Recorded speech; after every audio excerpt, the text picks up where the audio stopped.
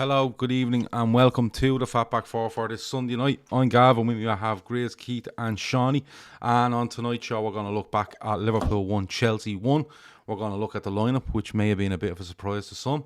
And we're going to look at the red card in the game, which was a fair, was it not? There's been a lot of debate over that. And of course, we're going to look at the window closing as well on Tuesday at 11 p.m. Loads more in between as well. Where we start? We'll start on the lineup. Seany, I'm going to come to you first. The lineup, which I can put up on screen for you. I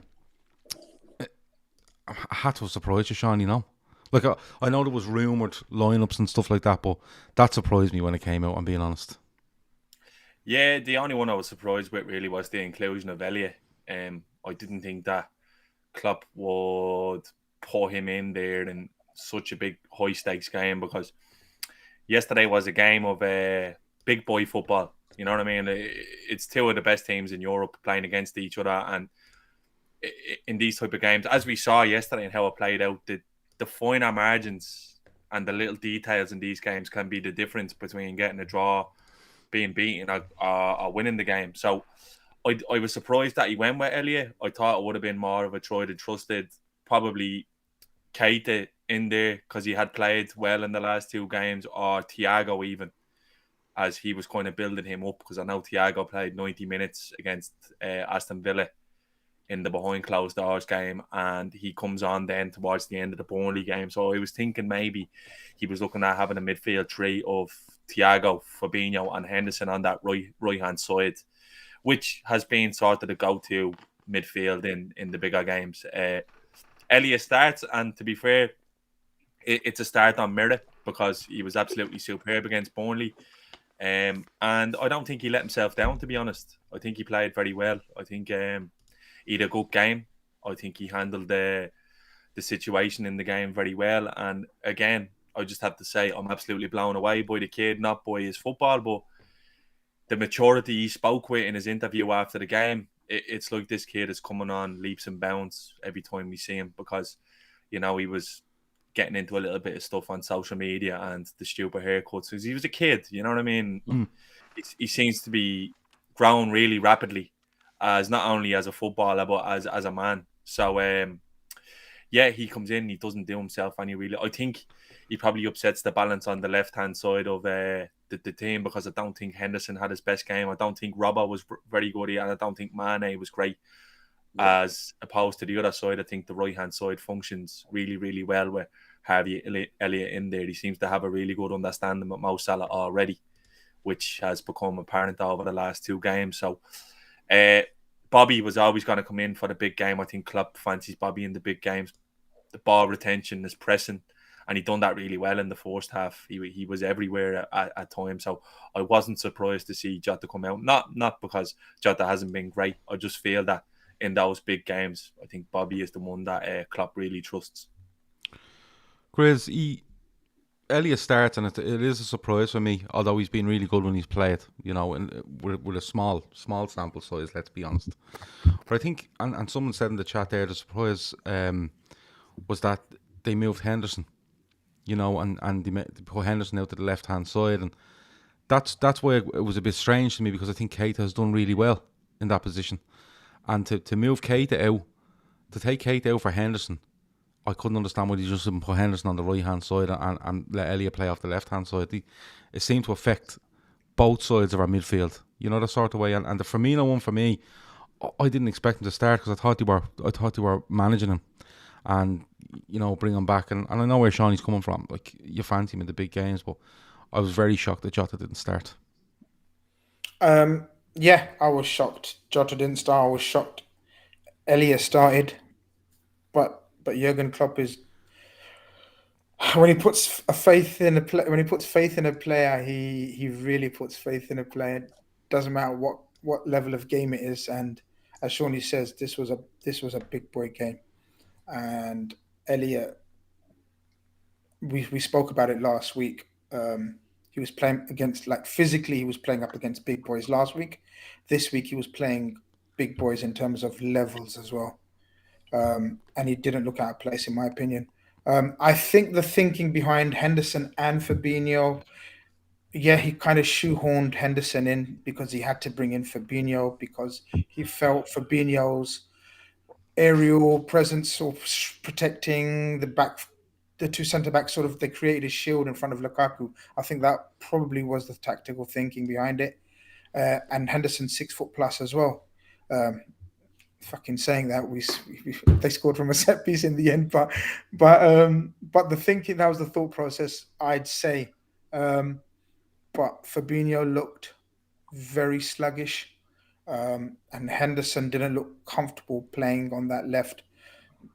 Obviously, the highlight of his uncomfortableness was when he was found in the box in the first 20 minutes or something, was it? Yeah. When he had a good chance. So, yeah, overall, even Robertson, bringing back Robertson, obviously, you bring back Robertson if he's fully 100% fit. He's one of the first names on the team sheet, but even Robertson wasn't himself. So, yeah, that left side kind of totally killed us. I think that was the disappointing thing for me anyway. Yeah, I just it's not hindsight for me. I did look at the side and I just thought it looked a bit unbalanced to start with. I understand getting certain players on the pitch. I can understand the Firmino one because we said it. He'll come and he'll sit on whoever, Jorginho, for argument's sake. You know what I mean? You understand an Elliott because of the way he's played. I don't understand the Keita one. You know, I just don't. For me, it's just a weird one. But Keith, when you seen the lineup, did you think that, or did you think no? It's a good lineup. That there's people there on merit. Because I did. I felt sorry for Jota and I felt sorry for Keita. I'm going to be honest. Yeah, I suppose it's hard to look without using hindsight now. But when I seen the team, I always thought Bobby was coming back into that team for the reason that, and we've said it all through last year, the year before, Bobby comes in, Klopp trusts him in these big games, and especially against the likes of Chelsea, where Jorginho dictates that play and you need someone to sit. And Bobby is the one who will do that. You know, he is the forward that will do that and will get in amongst them. So I wasn't really shocked. What I was shocked was Robbo starting. I wouldn't have started him. That wasn't hindsight. I might have said that on the midweek fix last week. I wouldn't have brought him back in because you can't be fit after getting an injury that ruled you out that long. And he didn't look fit. I thought the left-hand side, I didn't think Robertson looked fit. I think Henderson was drifting in centrally too much. Naturally, I think he just sort of drifts. And I thought Sadio was a bit woeful. So yeah, the left side, I wouldn't have started. I would have kept Tsimikas in there just because I think he played well and he was warranting a game. Now, if he wanted to bring Henderson in, I wouldn't have, of all the positions, I wouldn't have put him on the left-hand side for the fact that he's just going to constantly move in, which is what he's done.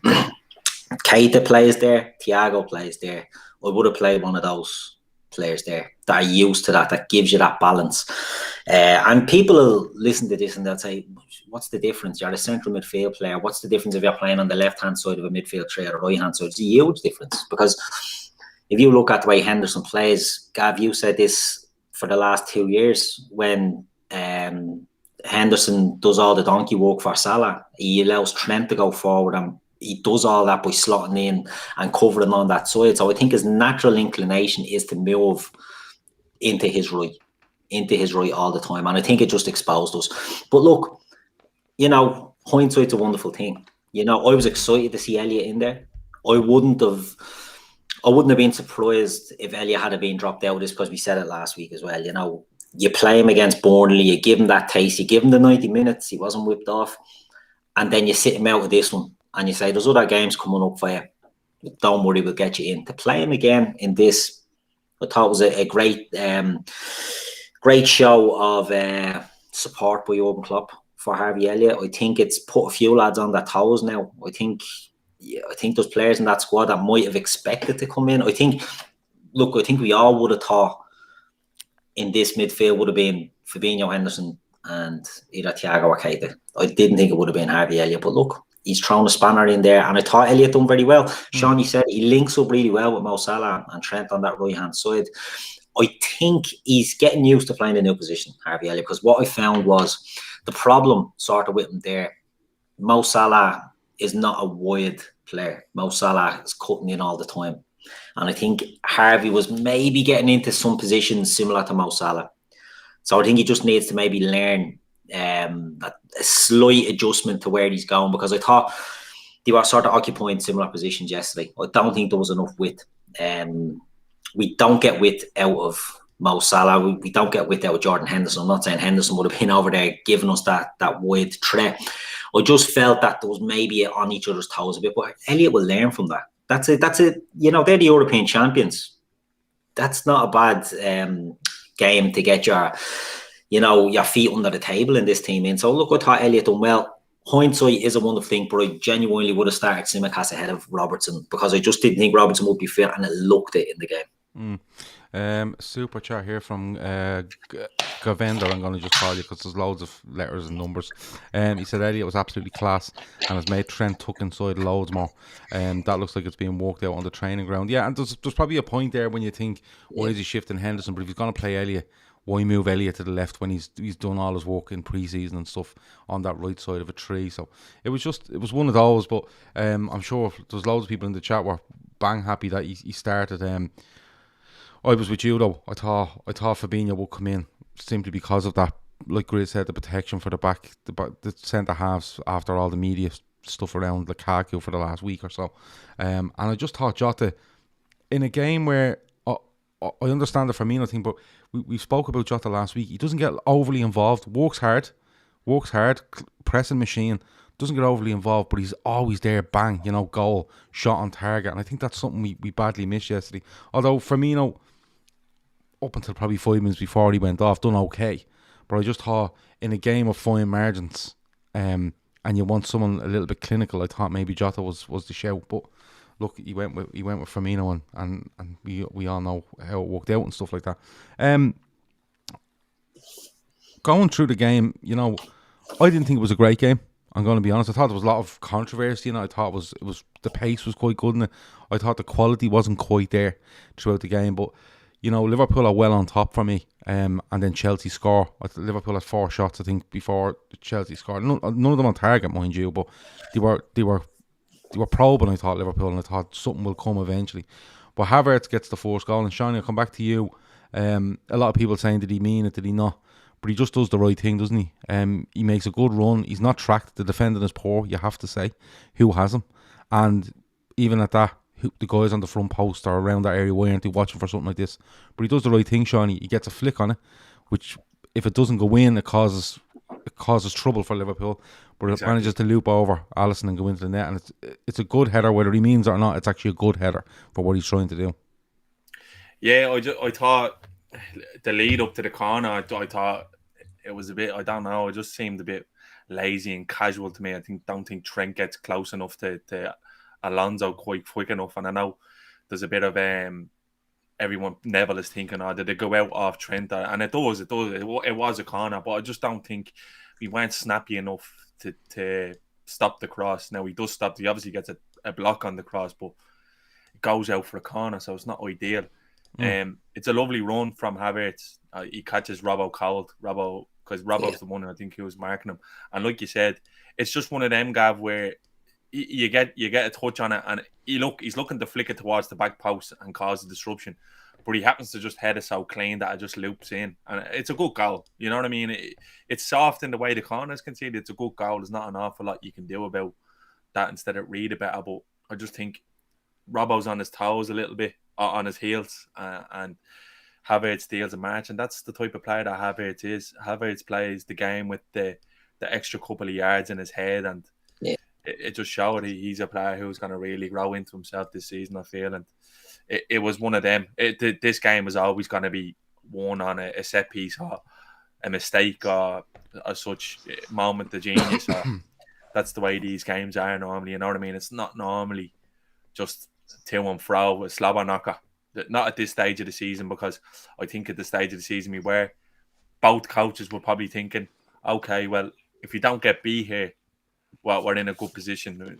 So it's probably important you don't lose, especially for Chelsea. Don't lose away from home on the road in the big leagues, because I think the way this season is panning out, whoever ends up on top of the mini league, so to speak, will win the league. Yeah, because you can see an awful lot of these teams, flat track bullying, as they call it, and then it comes down to that mini league. And it sounds like a very obvious thing to say, but we've seen teams in the past where they don't quite perform that great in the mini league of that 6 or 7 or whatever it is, but they could still go and win a league because they just flat track bully better than others. Kyle Fagan says, and a couple of kind of mentioned this, and Grizz, I'll come to you. He reckons it was poor from Alisson not to get that. And someone else, I think it might be Sean Swain, if I got your name wrong. No, I didn't. Sean Swain. He reckons his footwork was slow on that. Do you agree, Grizz?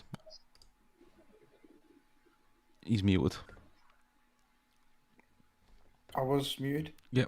It's a difficult one to blame the keeper. It did to us. It seemed a bit loopy. It kind of took ages to get into there, but as a goalkeeper, no, I'm not an expert on goalkeeper, but when you hear commentators speak about goalkeeper situations or positioning on a corner, you try to, especially if you haven't got anyone on the far post or near post, you try to more cover the near post. So yeah, it was. Look, I think whether he meant it or not, again, it's not the main issue. The main issue was our slackness and poorness in defending and organising. We're not normally like that.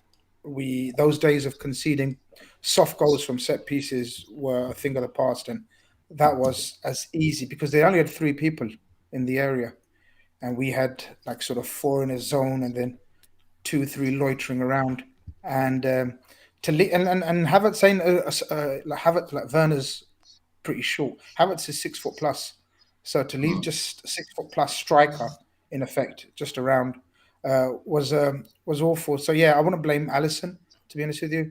I just blame the whole group of them, the organisation around it. I'm wondering how hard it is to stop anyway if he's tracked, because he's not stretching for it. He's not absolutely stretching to get a flick on it. It's just a flat ball that he gets a good header on, and he's not like 15 yards out. It happens very, very quickly. And some goalkeepers or some people that like no goalkeepers better than us would say, no, he should probably move his feet a bit quicker and get across. But I think because of the angle it's at and how quick it happens, I think it's one of those where it's over him before he even. I know he dives, but I think it's over him and it's in it. And somebody says there it scrapes the crossbar on the way down. Yeah.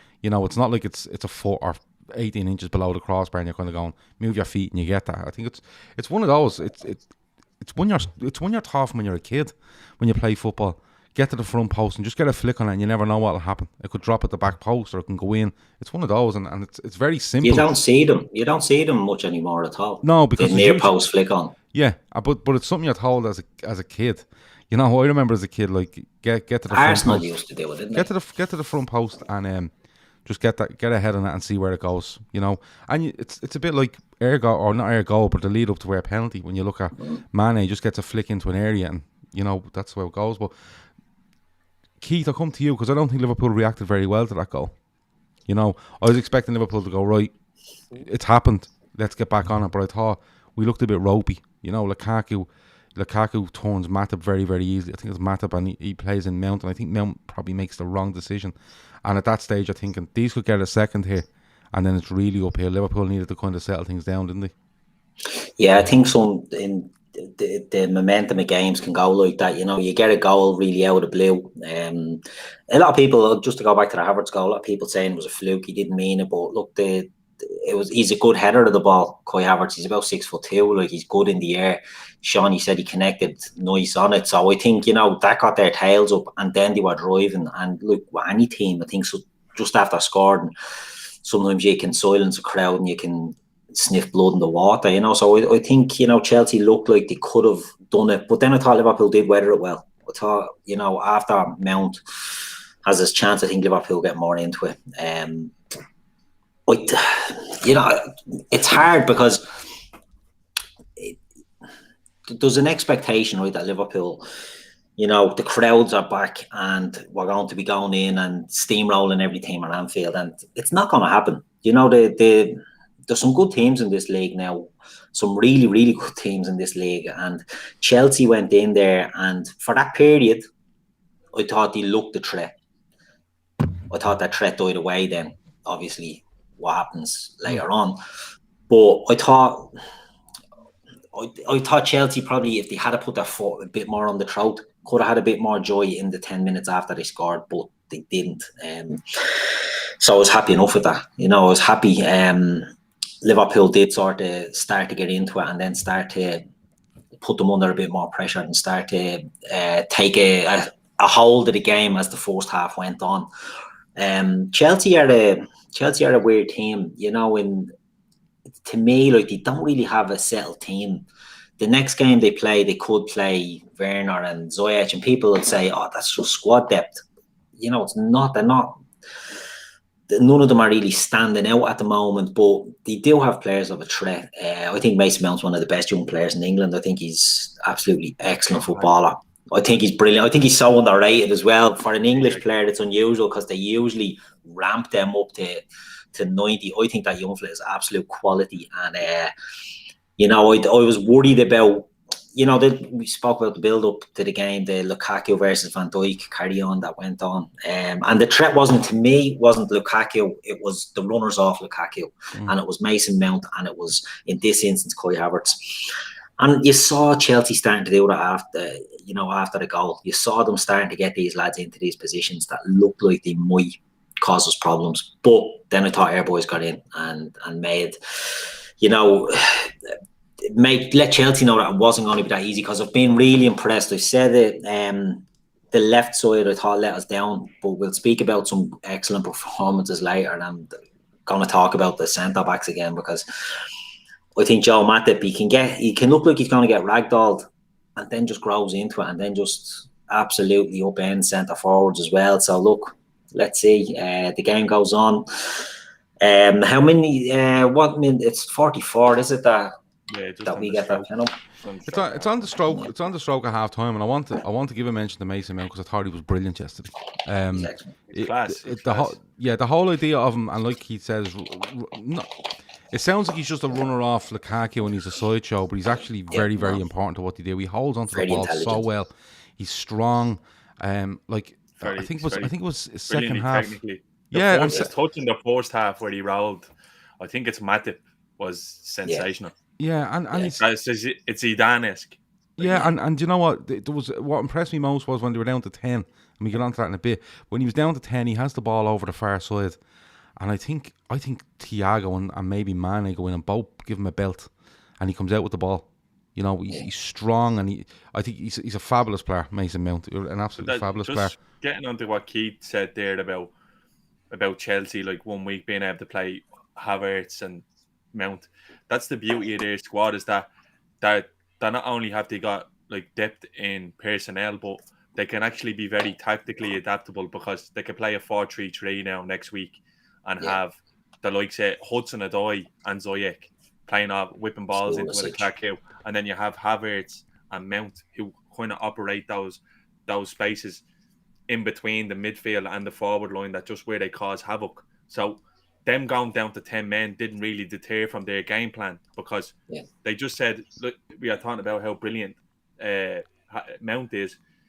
Tuchel just now, right, I'll just whip Havertz here and throw on another fullback in there into that space, and I can just let Mount do the work at two across both, and that's what he done. So that will explain why what happened in the second half as you're going on. But this is what we should be looking to do, Gav. That should be the blueprint. Now, I'm not saying spend loads of money like Chelsea, but that's having real squad depth. You look at City. City have loads of players who just do the same thing. Yeah. Do you know what I mean? They have loads of players who just do the same thing. So that would be the difference, I think, coming the end of the season. Well, we will get onto that in a little bit with regards to the window and stuff.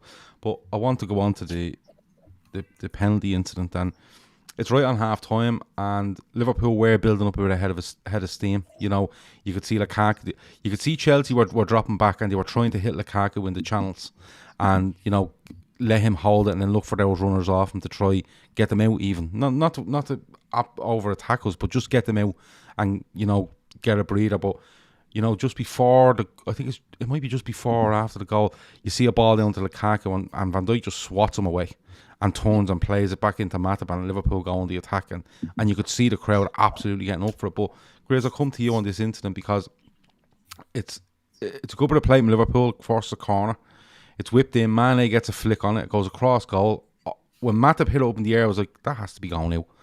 And then what Mendy is doing is beyond me, because he's jumping with his own defender. And then Matip hits the bar when he should score. And then it drops down, it's madness. But it's a penalty, there's no doubt about that, Grizz. But where do you stand on the red card? Because there's been loads of people, Liverpool fans, saying, yeah, it's a red, and saying no. And the vast majority of Chelsea going, look, it's a penalty, but there's no way it's a red. Where do you stand on it?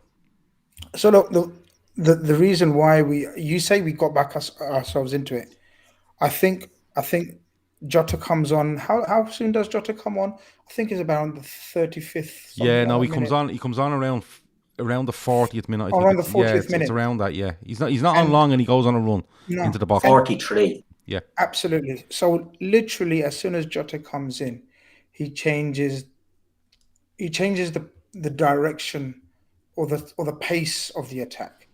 So Jota, we know, obviously, maybe not as technically as gifted and sort of aware of spaces and other players around him as Bobby. But what he has is a directness that probably Mo Salah has. I've often said it, he's quite like Mo Salah in that terms of his dribbling style and whatnot. And he goes straight for their back three. He gets the ball, receives the ball, and he forces a corner. And from there, as you say, it's absolute chaos. Mane has a free header, which he probably should get on target. And then you think to yourself, is Matip going to tap that in? Because he's got such, lanky legs, and you think he's going to reach in. But instead, he kind of just loops it back in the air. Alonso goes in with a challenge on Mendy. And then, as you say, Matip looking to header it in. But yeah, fair play to Mane. He gets there before Havertz. Obviously, having strikers and forwards in those positions is one of those things, isn't it? They're not going to think like a defender automatically, especially his face to his back to the other way, where Mane's coming directly at the ball, gets a toe poke. Gav, the question I posed as well on Twitter as well, and I wasn't trying to sort of trigger the Chelsea fans or opposition fan bases, but when was the last time we saw someone handball it on the line and not get a red card? Exactly. Keith, I couldn't remember. And people are saying, oh my God, I couldn't remember the last time someone on the goal line handballs it. And we'll get to the critical part of why he was sent off. And it was quite obvious and blatant, not even as a Liverpool fan, but any fan watching that. So they talk about the deflection going onto the hand, and this season it's supposed to be changed. That's not handball if it deflects off any part of your body. His hand at the ball. Yeah. Thank you. Swipes but at out. the end, so what happens was he plays. You guys ever played slapball? We call it slapball in London. That's what it says on the tin outside, does it? It's exactly that. Up against the wall, and you slap the ball, and it's like you got to play on the half volley. People know slapball. If you do, give us a shout. You call it handball, we call it slapball. But he can play slapball. So he panics, the ball hits his hand, and then obviously it wasn't enough. The pace of the ball was such that he couldn't have just stopped it by just leaving his hand there. It still would have gone over his hand. So what he does, he feels that pressure of the ball coming, and it just kind of just flips it forward.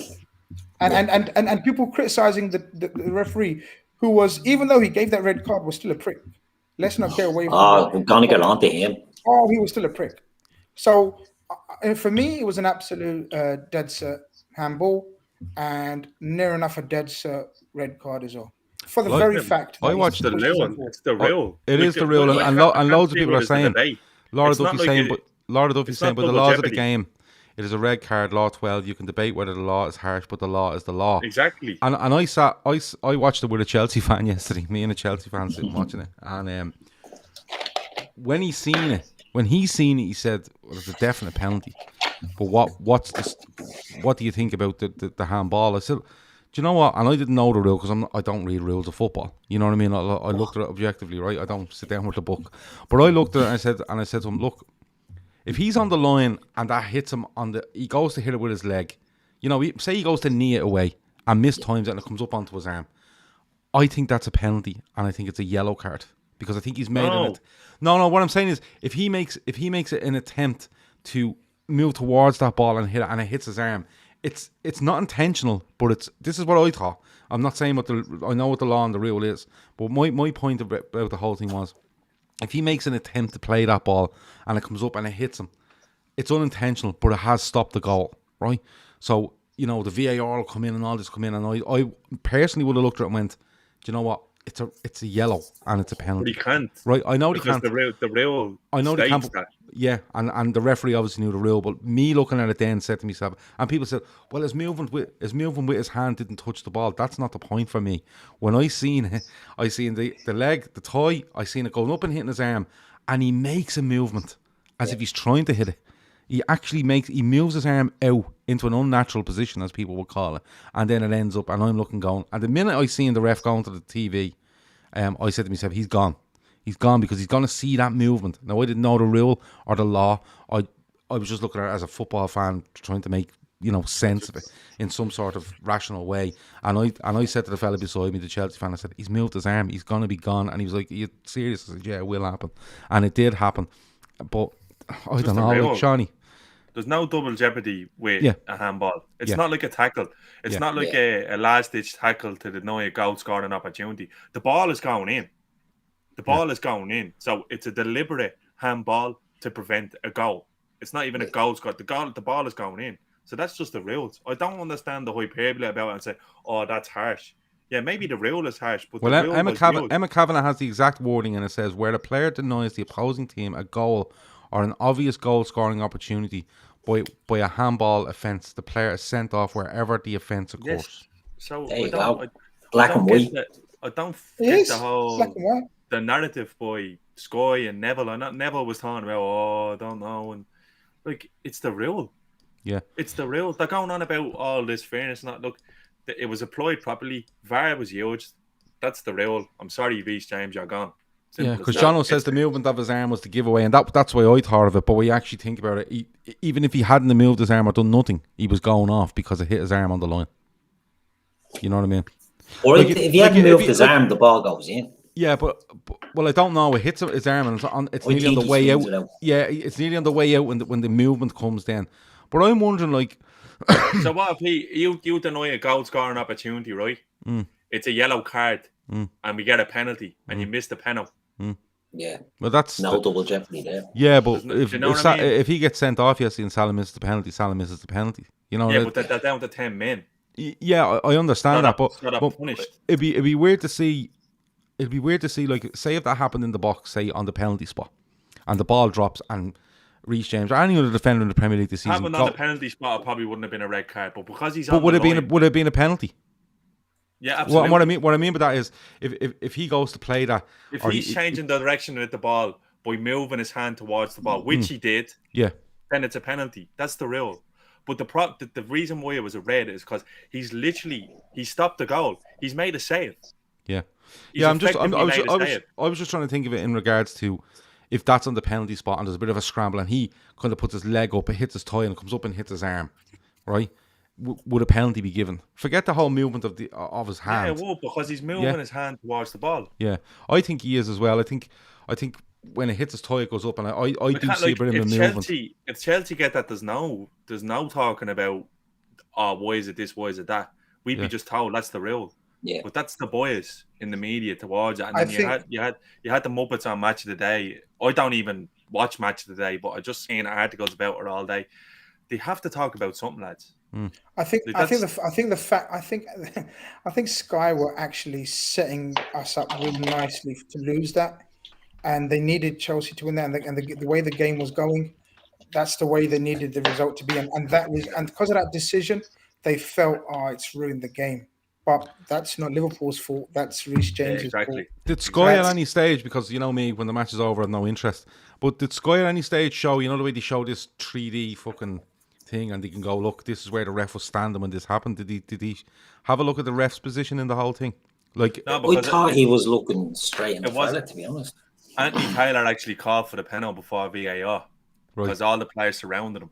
So he didn't actually miss the decision. He looked at the camera then. He was told the VAR, just check it again. Yeah. You just got to call it, check it again.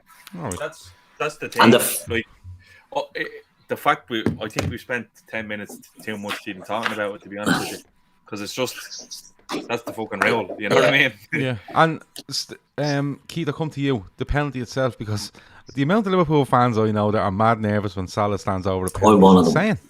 I know. insane. I can't get my head around it because I'm always nervous when Salah takes a penalty. He hasn't missed one. Is it He missed because he's one, I think. left-footed? No, it's not that. There's some great Messi's left footed. He could take a penalty. I don't know if it's the way he takes his run and he blasts them. I think his penalties are not getting better, but I think when he started taking them, there was a few scuttery ones. There was a few scuttery ones down the middle. One of the Champions League final is the worst penalty. It's a foxy one. Yeah, do you know? And they're the ones appalling. that are in your. They're the ones that are in your sort of memory. Do you know what I mean? But he doesn't miss them. He's excellent. So I think I may be over the fear of him stepping up and taking it. But we always do have that sort 18 in a row, is it?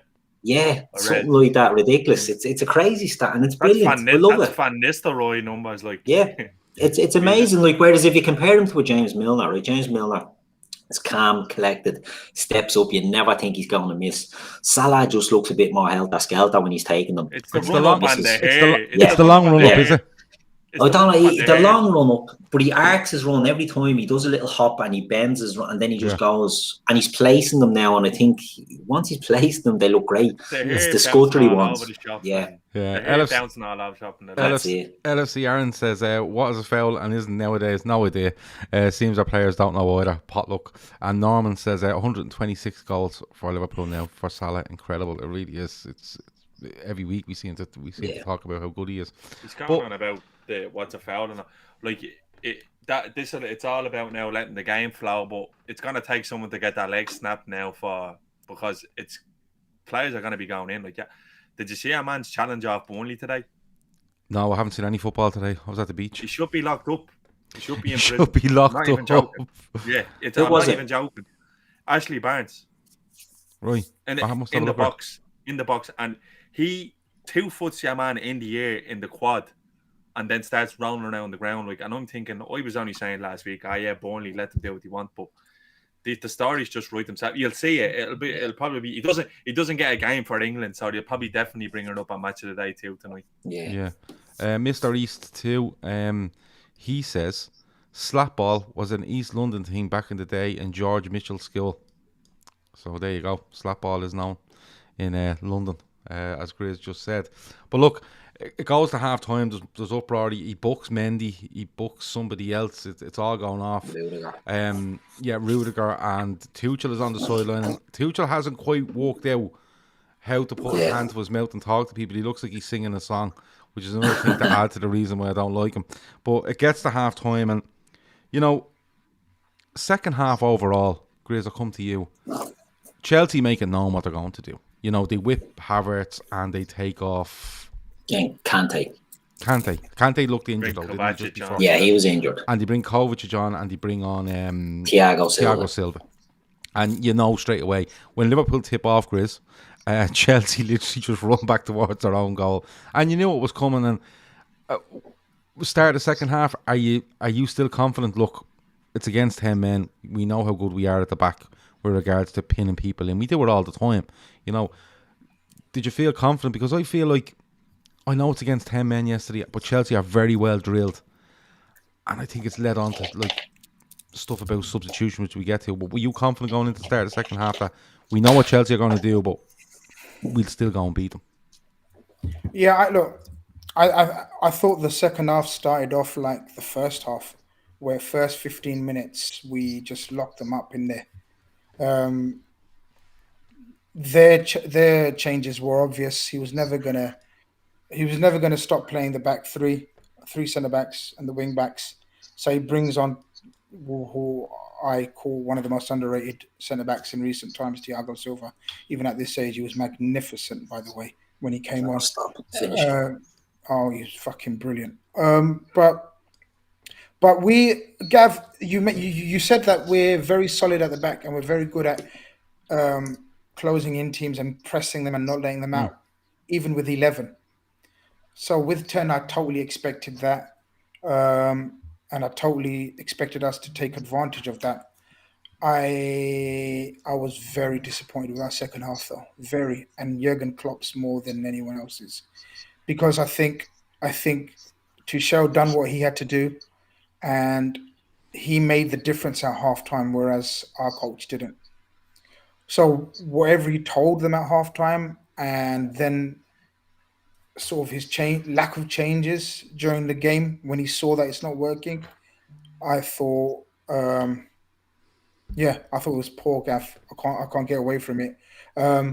I think it was the fear of Lukaku that kept Fabinho on the pitch. Otherwise, there was no reason to keep Fabinho on the pitch. Do you remember at Stamford Bridge, lads, when a similar thing happened and they went down to 10 men?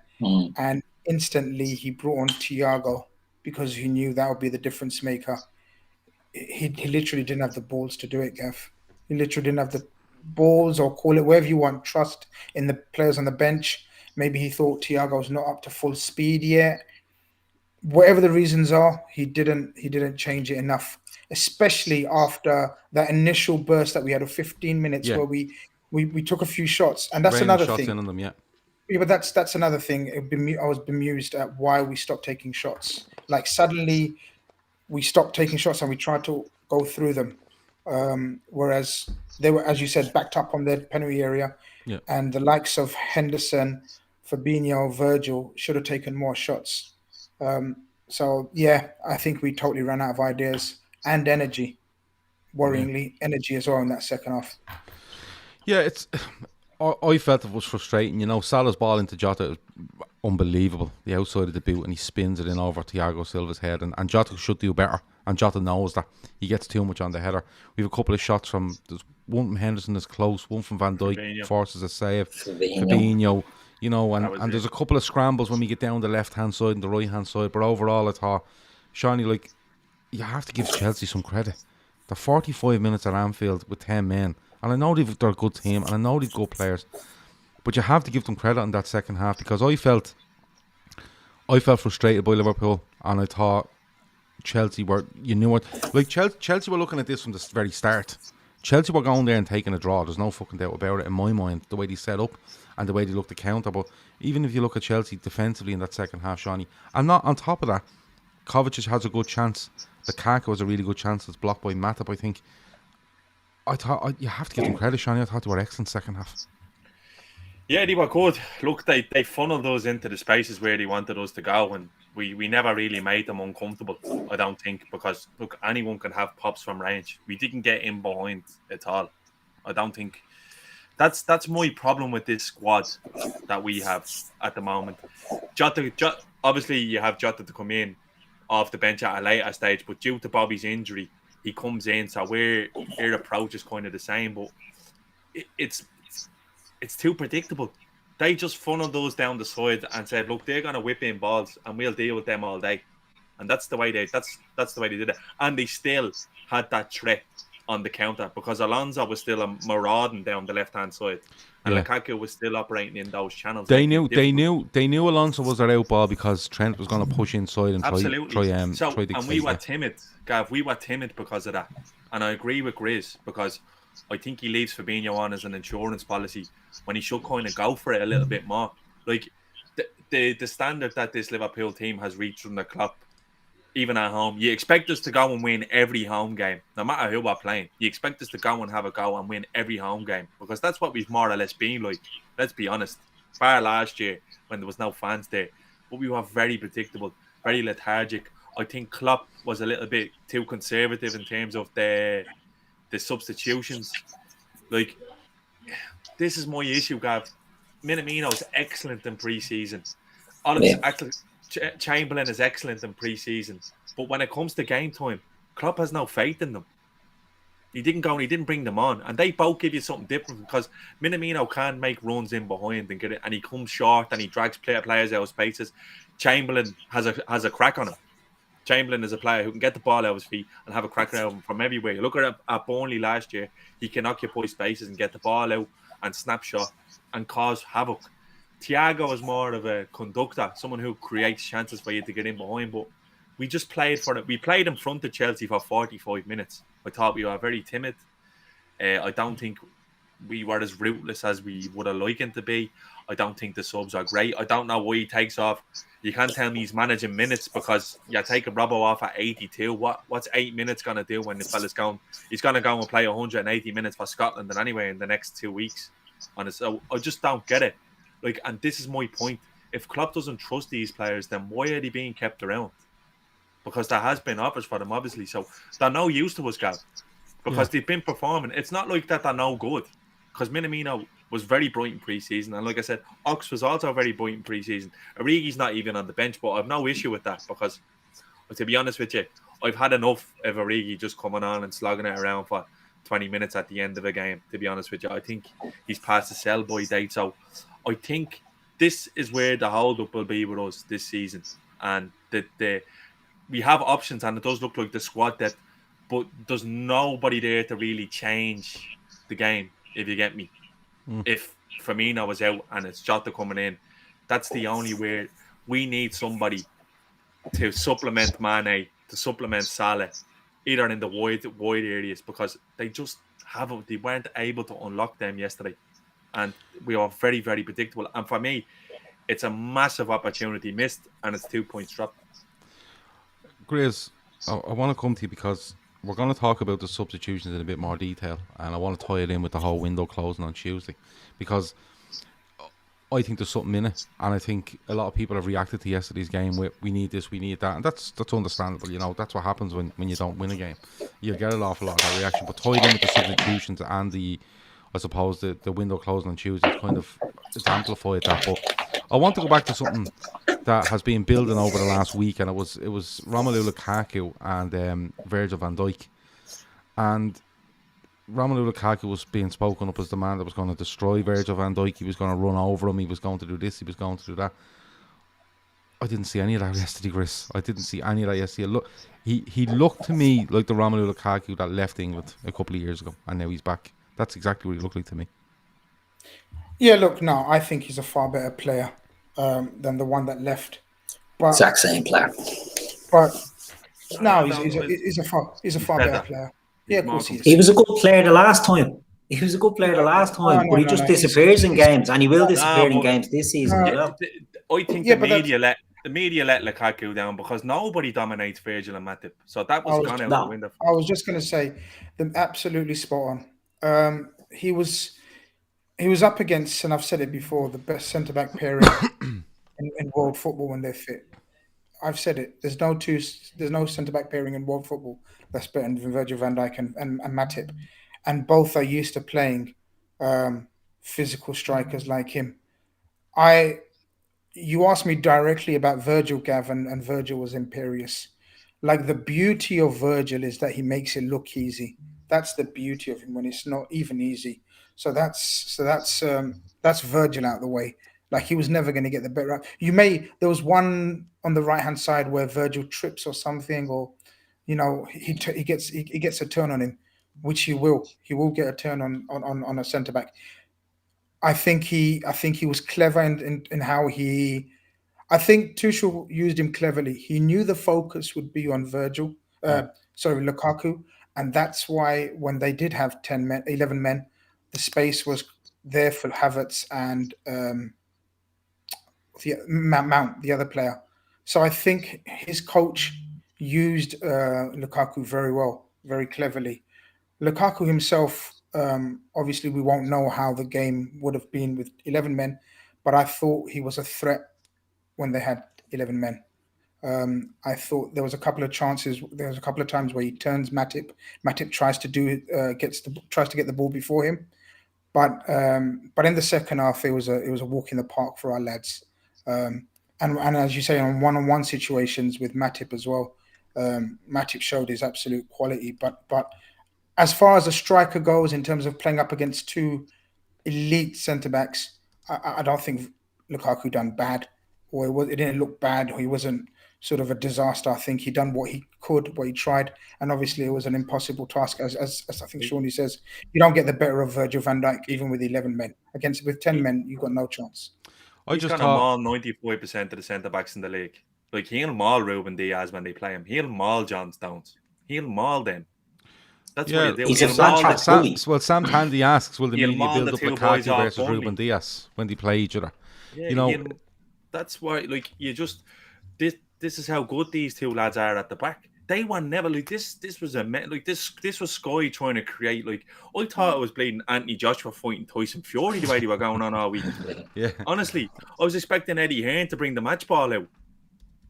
That's the way they were building up. Yeah, Frank Warren production at Anfield at 5:30 on a Saturday. Like, this is what they do, lads. They give these the big build-ups. Remember Red Monday, United, Liverpool. The worst game I've ever seen in my life. He was never going to get any change out of either of the boys. Never. No. And that's not a slight on Lukaku. He will maul 95% of the centre-backs in that league. That's just... he's up against the two best.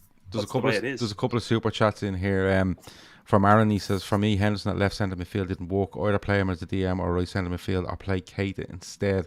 I'll get on to Keita now in a second. Let me see. I think MDT, he's going on about Trent's handball against Newcastle and Man City. I know the Man City one you're talking about. Azim Mahmoud, and I'm going to put this up on the screen. Sorry, give me 1 second. It's a long one, so I want to read it out because it's something we're going to come to in a minute, all right? But he says... When will the Liverpool fans or pundits put real pressure on FSG to back our manager? We continue to fall for FSG propaganda. A day or two left to back him, or we live in regret. I'm going to get onto that in a minute because I want to see what way people are feeling on that. And, without being completely ridiculous one way or the other, there is a conversation around what we need in the summer and how we'll feel on Tuesday or Wednesday morning if nothing happens in the window. Brace yourself. Yeah, we'll see. We'll absolutely see. So, Grizz, I come to you. I didn't think this was real, but just told me it was. Someone belonging to Keita having a right go because he didn't start the other day or yesterday.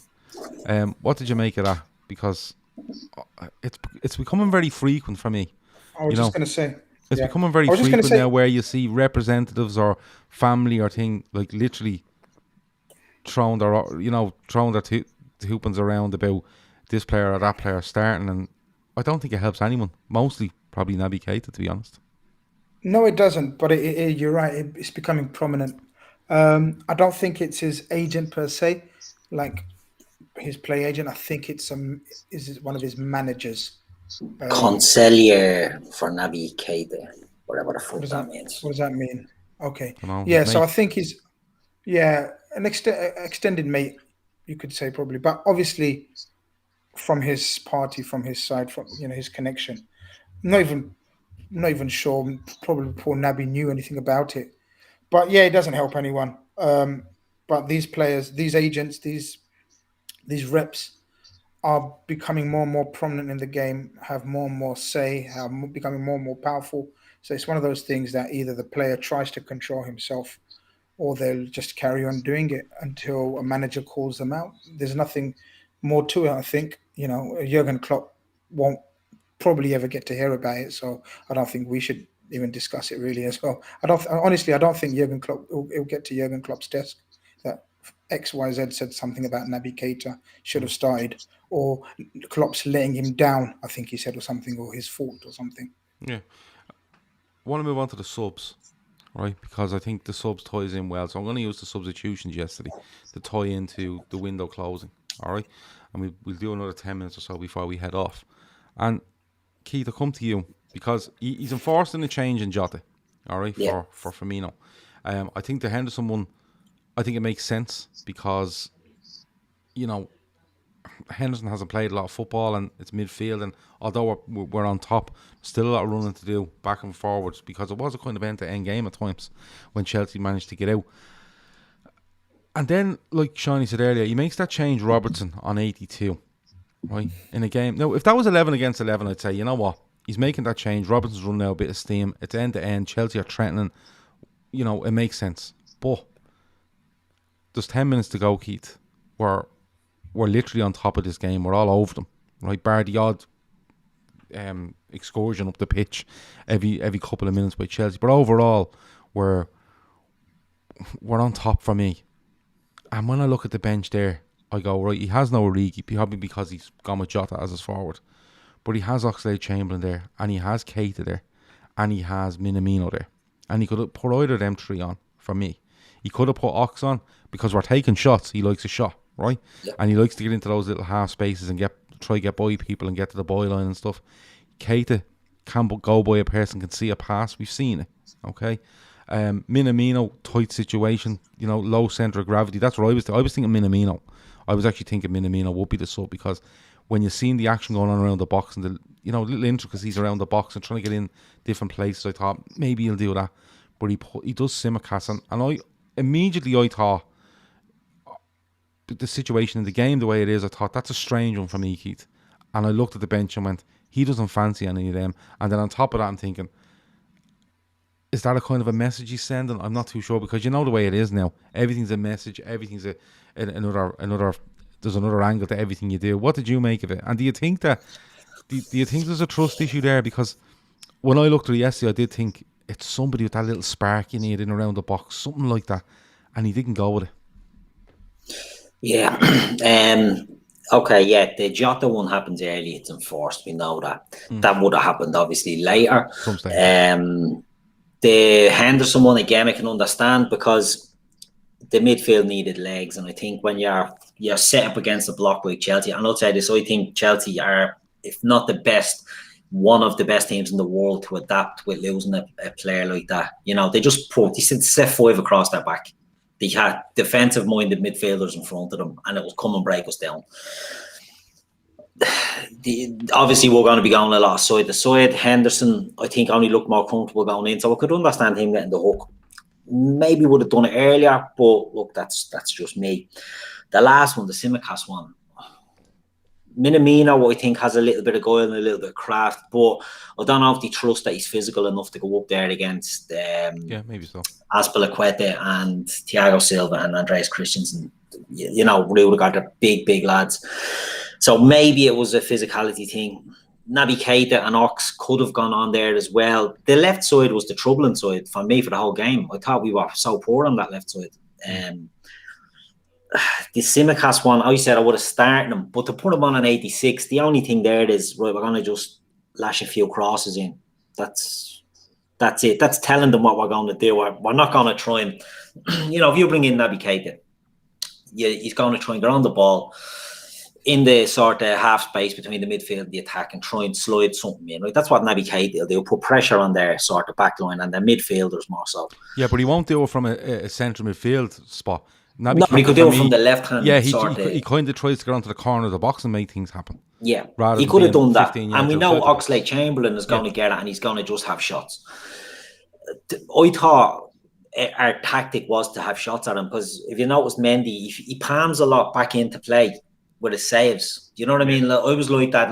They're doing this. They're taking these shots. When Virgil's hitting one from 35 yards, and we're hitting these shots, it says this is a tactic that we're gonna start hitting them, because this fella, he palms a lot back into play, and then we just stopped it. So look, I think when it came to the last sub, it was clear. It's right. He's got a good delivery. Tsimikas he put one onto Jota's head in the last game, and we're gonna just try and put crosses in, and that's our tactic. And I think it was the wrong tactic.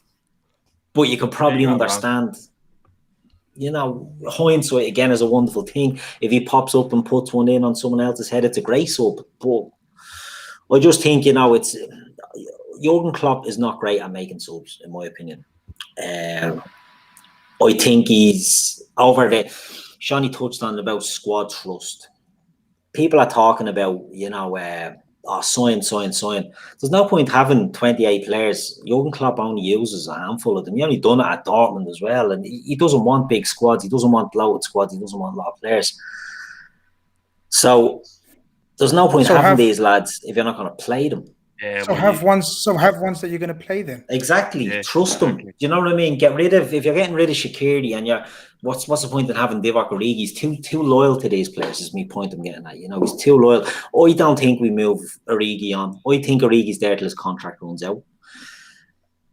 I think Minamino, if they could move him out, they'd move him out, because I don't think he's physical enough. But I just think Jurgen Klopp, if they can't move them out, I don't think he's ruthless enough. I don't think he ever was. Even with Dortmund, I don't think he was ruthless enough. When what's his name, Kagawa went to Manchester United, he spoke about how emotional it was and this, that, and then he took him back with open arms and tears were flowing and all that. He's very, very loyal to his players, to the point that he's probably too loyal. I wouldn't have selected the team he selected. He wouldn't be loyal to them if he had players of quality to replace them with. That's the way I see it. Sorry, go on, Grizz, you wanted to jump in. Not loyal to Bobby. Yeah, it was pretty much similar. I was going to say, look, we keep hearing and we keep saying, even ourselves, between ourselves, we've been chatting about his loyalty and how he works with a small squad and how he likes it, the unity and the team bonding and spirit. But then who's to blame? Because there will be a blame eventually if not enough is done to plan ahead.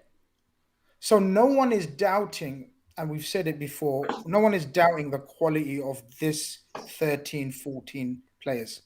There's no doubting we are probably favourites along with City and Chelsea. Maybe a bit less than them, but I wouldn't say much. We're all on a level now, right? Because not only did those two teams finish ahead of us, they enhanced their squad even further. So again, Chelsea and Chelsea didn't.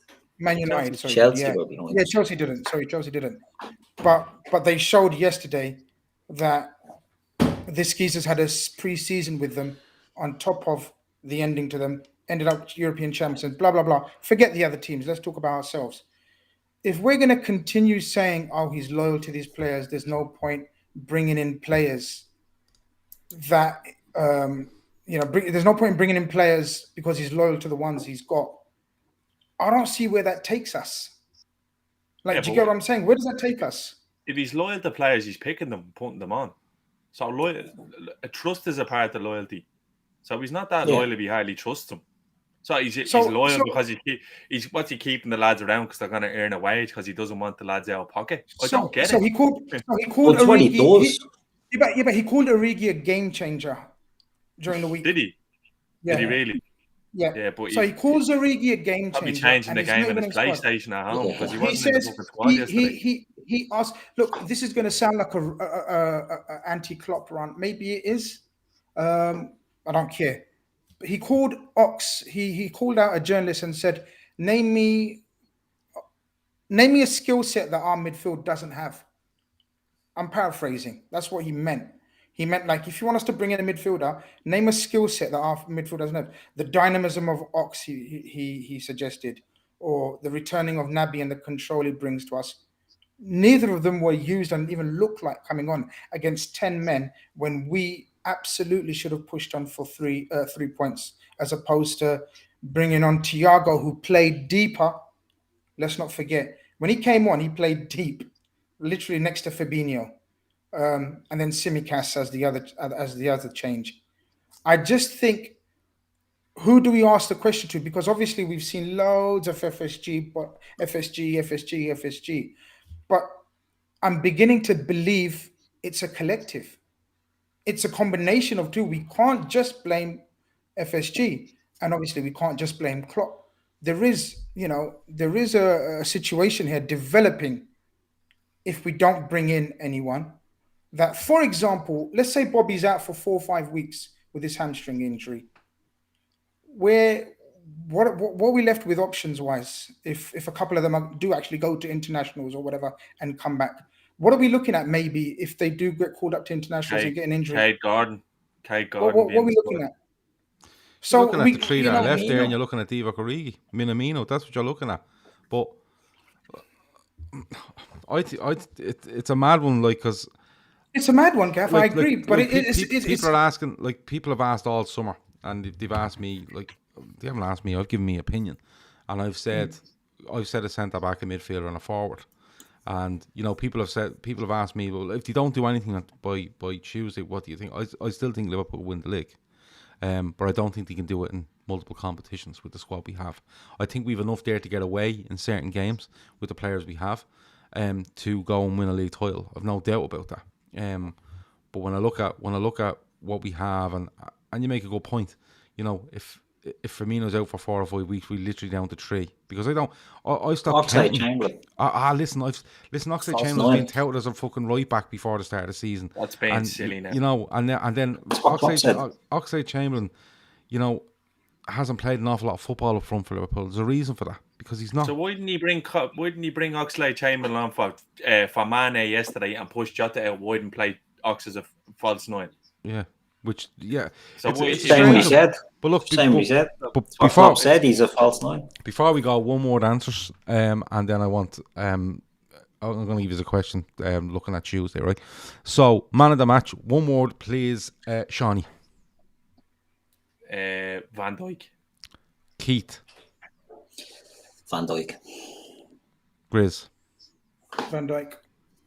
Yeah, I'll go with that. I think Van Dijk was exceptional yesterday. So, Tuesday, 11 o'clock, the window's going to close. There's all sorts going on in the transfer window, as we've seen over the last couple of days. Nothing's come out, really, from Liverpool. Klopp said if there's one player out there I could find that could better us, I'd try to do what I promise. I think that's a bit of a flippant remark. I think there's loads of players out there that you could try go for. Yeah, this is what's annoying me, Gav. Go on, I'll let you go first. Like, he's turning around saying that there's someone who can come in and who'll absolutely make a difference. There's fucking loads of players. Yeah. For one, there's Basuma. We could have signed him 6 weeks ago. Now, I'm happy to... I'm not in the internet space where there's no middle ground where you have to be absolutely FSG out or FSG in. I recognise the good things that they do and have done for the club and the structure that they've put in place. But I do feel there has been times where they haven't really backed the club. And like Grizz said, we actually don't know whether it's a congregation of both Klopp, Edwards and whoever's paying the bills. But you cannot tell me that we were all in agreement. We played games in the summer and some of us were signing 10 players. Now, Okay. it was tongue in cheek stuff, but you could have looked at it and broke it down and said you could actually probably do that if you started your business now. Now, we've made one signing. We've bought Kanate. Now, that was a signing that should have been made in January. All right? So we got him anyway. Now, the thing is, it's this thing whether you're going to go away from your first choice. I get that, Gav. I get that. But it's not like we need someone to go in there and be absolute nailed on starters. We can afford to buy a player who will grow into the position.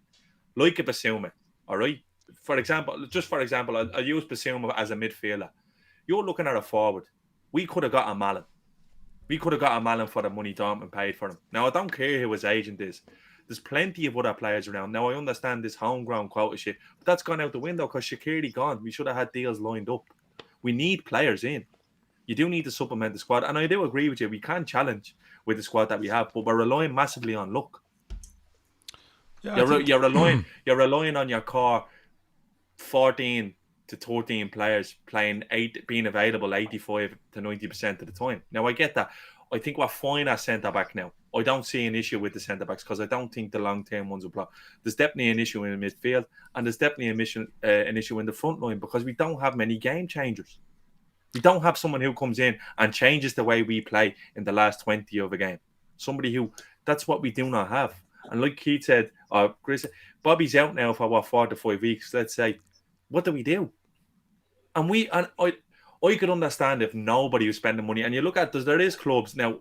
I'll exclude City and I'll exclude Chelsea. And do you know what? I'll even exclude United because they're playing a different sport at the moment in terms of the money they have readily available to spend. But we should be able to get deals done.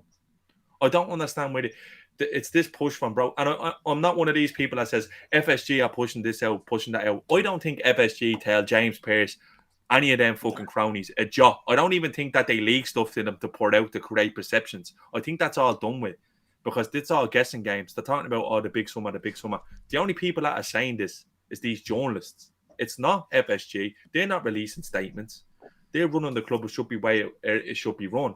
And I get that, all right? But I don't want FSG out because they're fucking brilliant owners and they're doing on the pitch, off the pitch, they're doing exactly what needs to be done. But they need to fucking back Klopp. Let's be honest. Let's call a spade a spade. They need to back him. Klopp turning around saying we don't need this. We fucking do. We need a midfielder and we need a forward. Yeah, but that's the confusing. Yeah, but that's the confusing and the confliction of what they're saying of interest. Like, I totally agree with everything you said, except at the end where you're saying they have to back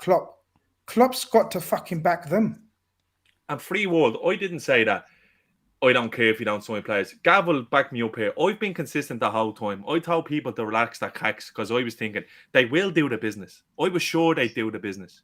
Genuinely, I was thinking to myself, we definitely bring at least one more. Yeah, in. me and you are, Right. and probably the four of us here are saying you can watch every single podcast back. I fucking hate transfers. I can't wait until the window's closed. Yeah, you do hate all this shit, but I think the four of us have been consistent in the fact that we thought after Canate there would be two more. It doesn't mean that it's not a necessity, right? So I always thought to myself, they will get the business done. The window closes on the 31st of August, and I did. But I'm thinking now, there's not a sausage in the media about who we're looking at, and there's nothing. The window closes in 2 days. I'd say the likelihood is now is that we don't do the business, and for me, that's not good enough. Because I'll put my hand up and I'll say, yeah, I was wrong. All right, I thought they'd do the business. And the one thing I said to Gav, if they don't do the business, then questions do need to be asked. Grizz, that's all I said. Can I just answer the legacy summer? Because obviously that's been the key word of the summer. Yeah, okay. Right? Everyone's saying legacy summer. So there's no luck involved at all. Legacy, exactly. No, tell me it's not been a legacy summer. Not the one we were saying. Not the one we were saying. I said legacy summer because I truly believed that this is what needed to be done in terms of creating a new spine. And so, for example, leave the Mbappe stuff out of it, right? We brought in Canate, the first midfielder that we were absolutely linked with, and I said it as well, Basuma. So that would have been two young, up-and-coming players that would have been part of this new spine that I was referring to when I said legacy summer, right? You can get the violins out probably, like, I'm explaining here, 11 o'clock in the night. And then someone like a Marlon, who's 22, 23, probably, I think something like that. Someone else to come in. And that's your three that create a new spine and that start the new legacy. And if they don't, absolutely questions have to be asked. So I'm not going to suddenly change it, my opinion, and just because they haven't done it. Now, what we're trying to establish, what we're trying to chat between mates like we are, we're trying to discuss and analyze why this hasn't happened. Is it FSG not pulling in the funds, or is it Jurgen Klopp saying, "I'm not interested in new players"? That's what I wanted to ask. We can't tell, Gav. It's very confusing because if you. But that's what I wanted to ask you, Grizz. Like, you will get people that are just fucking so frustrated at the owners, right? I'll tell you what the frustration is. No. Just let me finish. Let me finish. One small thing. We will be, Shawnee said about not enough business. If we don't bring in another player, us and Newcastle are the only teams that have brought in one player. Us and who? Newcastle. And we all know what everyone thinks of their owners. Yeah. Think about that. Yeah, I wanted to ask you, and this is what I'm saying. You're getting people that are hugely frustrated with the owners, right? Because they see, like, the way I look at it is, I say to myself, I think we need two players. And what I mean by that is, if we want to compete on the fronts, like we've seen the Champions League draw the other day, we going to get a little bit. Some fans get frustrated at the fact that we just disregard domestic competitions, cup wise, and we've the league. Now, I've said it earlier in the show. I still think Liverpool have enough to win a league title with the squad they have. But if we want to compete on all these fronts, I think we need to bring two in, right? And then and that's me. I say, we think we need to bring. If Tuesday night comes, I'll say to myself, don't think they've done enough there. Now, I can't honestly tell you, hand on heart, with any sort of knowledge or information, who has made that decision. And this is what I'm trying to get at. We'll never know that. No, we never know that. But this we were all in agreement here that two minimum was needed. But this is the question I want to ask. And I'll put it to you, Grizz, and then I'll come to you, Keith, right, to get your opinion on the whole thing. But the question I'm trying to say to you is, Grizz, do we have to take Klopp at face value when he says, I'm happy with the squad, blah, blah, blah, blah, blah, or do we look at it and do we say to ourselves, because I will genuinely, on Wednesday morning, we've signed nobody going, we can do the league, but I can't see us doing the two big competitions. Do we have to take Klopp at face value, or do we have to look at it and go, listen, this is just towing a line here? Yeah, I think he might be telling. That's a tough question, Gav. Well, that's what I'm here for. That's a tough question. because we know what Klopp's done for us and what he brings to us, to our lives, and what he's done for Liverpool as a club. But if it's Klopp towing the line, he's put himself under huge pressure this season for no reason, in my opinion. Because if it's Klopp's decision to go with what he's got, and that's what he's saying in every press conference, and he's not just saying it, lads. Let's call a spade as a spade. He's not just saying it. He's emphatically saying it. He's emphasizing when he says it, yeah. He's emphasizing and get visibly agitated. Like, you know how Seany gets agitated about transfers? Klopp's doing that. He's getting stopped. And he's been doing it since his time here. Emphasizing about, I don't care about transfers. I just want to bring up my players, coach them, make them better. We can use the crowd. We can use our unity. We get all that because that's the man he is. And that's the man who's in charge of Liverpool. And that's the man who's brought us success. But we're now at a stage, and we've all agreed, it's not only me, we've all agreed, even the most FSG man in, Mr. Keith Blunkett, or, others, we've all said that now there needs to be a Liverpool 2.0. Eventually, in the next 3 years, this team won't be still winning league titles and competing for all the titles by the end of his contract, by the time his contract ends. Now, doesn't he care about that stage? Because that's the question I'm going to put to him. If I was ever a chance to ask Klopp anything, would be, you do need to build for the future. So are we saying next summer we need to bring in 5 players suddenly?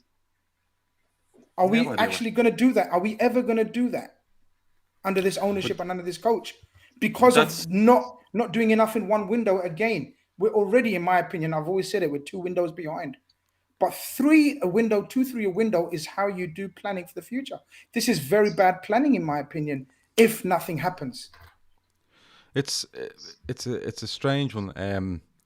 Like Darius Hoyt says, and he says we're at the stage where fans are calling Klopp Wenger 2.0 simply because of the perceived restrictions around spending. Somebody else asked there, are we not making enough of the COVID losses? I did see something in the Echo today, 120 million odd. But do you remember the Wenger chat in our WhatsApp? Do you remember in our WhatsApp the Wenger chat? Yeah, the German Wenger. But the thing is, like, I get that. I do get part of that where you go, look, they've lost a shitload of money, right?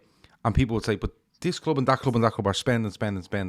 Well, 3 of them are Chelsea, City and United, and like Seany said, they play a different game to everybody else, but there's others around us spending. Now, the argument against that would be, well, Liverpool have always done this. They spend what they earn, and they don't go above that. They keep themselves absolutely stable. And me and Seany spoke at length about it in January, going, look, you need to step away from that at some stage, because I believe the structure they have, right, which is admirable and works and doesn't put your club in debt and doesn't put you at risk and is very self-sufficient, it's very difficult to rebuild a side, especially if you're looking to get high prices on players and in order to sign players, unless you're willing to sell your biggest stars to try rebuild, and that's not a rebuild for me. That's just madness in my opinion. You're trying to keep hold of these best players, and they've signed contracts with really, really, really, really good players, and we're probably expecting Henderson and Salah to come, and people sarcastically have said Henderson to be announced tomorrow and Salah on Tuesday. The sort of way.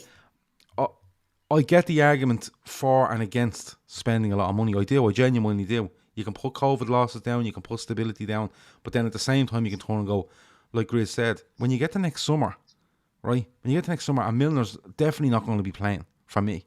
I can't see him being an anyway regular, right? And you start looking at players around it, like, you get to next summer and you can't tell me Minamino's there in the squad, Origi's there in the squad. Do you know what I mean? And a couple of others. Ox. Yeah, not even Keita, Ox, maybe one of those. You know what I mean? Origi. And then you're saying to yourself, well, they all have to go. And for them to go, you need to bring in quality.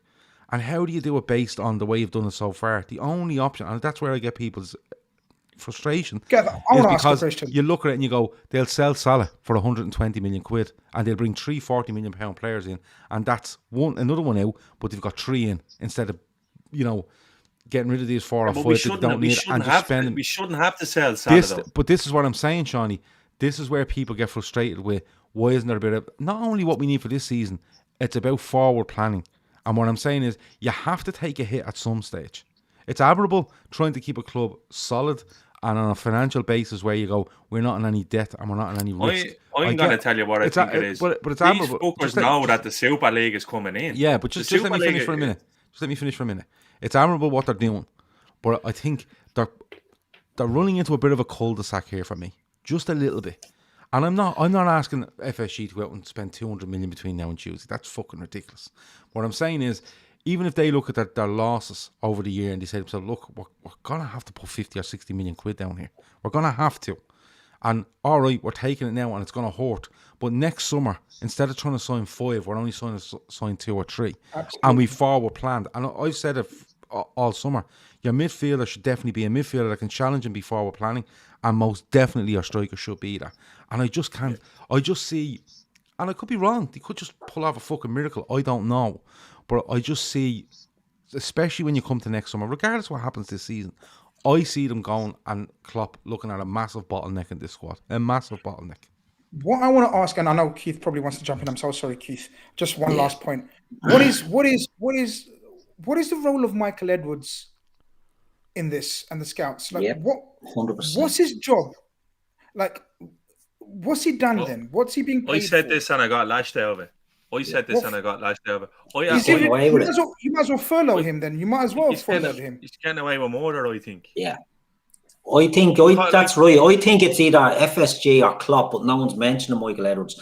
He's not selling players well anymore, and that's probably the market that's affecting that. You know what I mean? We're not able to get, and I'm not on about the likes of Origi and all that. I think Klopp is too loyal to these guys. I'm on about the squad players taking too long or taking too much of a hit. I think Edwards is probably getting away a bit as well. It's hard. Look, I'm not an FSG cheerleader. I just think they're a good ownership group. I think, they've brought us success, how far they can go. I just think we ignore a lot of the things Klopp says and think it's all, he's only saying that. I don't think Klopp wants loads of big signings. I think he wants reinforcements. But I think he says, right, whether it's a £50 million player or it's a £10 million player, I want a player. And I think fans, we jump to the conclusions. Having a shit transfer window. I don't really give a shit about a transfer window until the end of the season. I think you judge your transfers at the end of the season. If you win the league, happy days. If you don't, but the lads are right what they're saying. You have to future plan.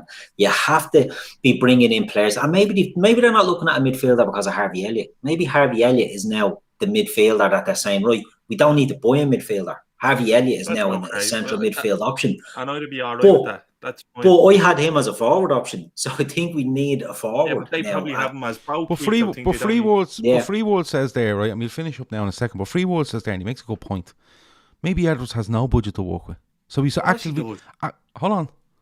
Maybe he doesn't. Because that's why he's actively not looking to get rid of player A, B, and C. Because he's no budget to do anything with it if he does. Right. Like, there's so many scenarios here that we don't know. And we're only here to discuss it. We're not spouting facts. My issue... We're just discussing it. Exactly.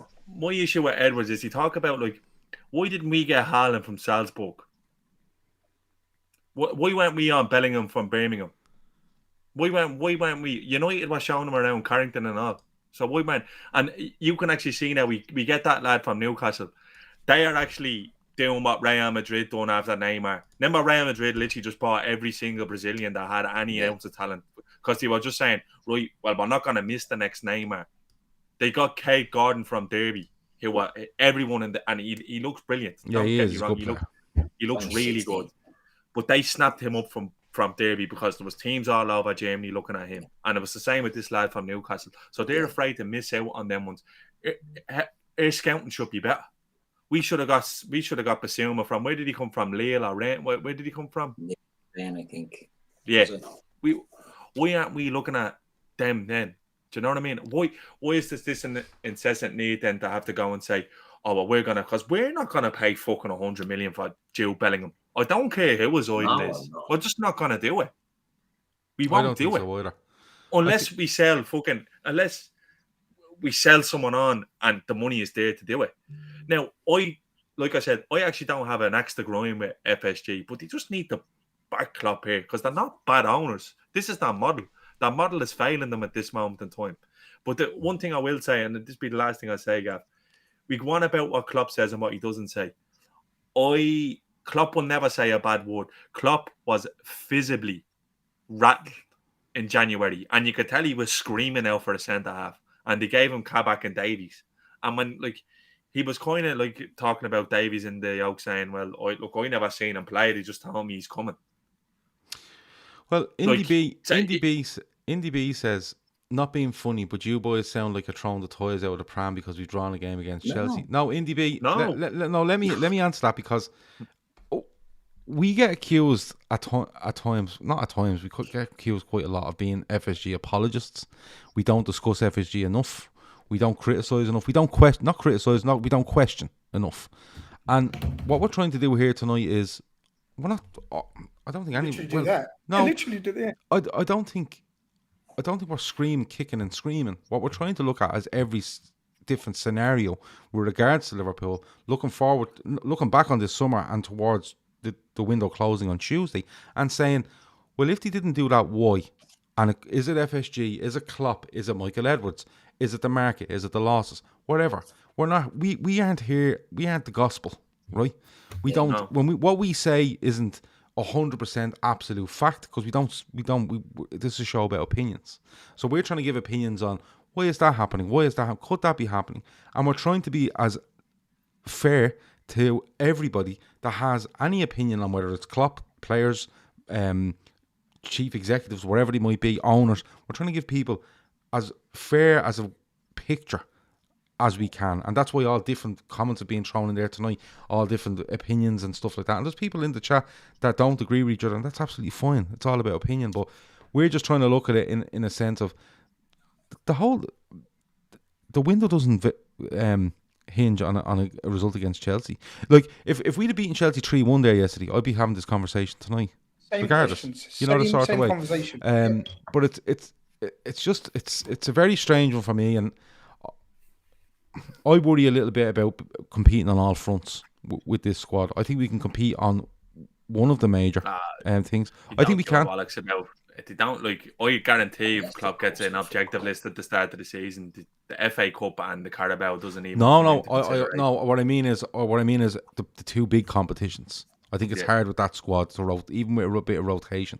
I think it's hard to but push even with both. that thinking, lads, we pride ourselves often of being the trophy winners, like the leaders of the trophy winners.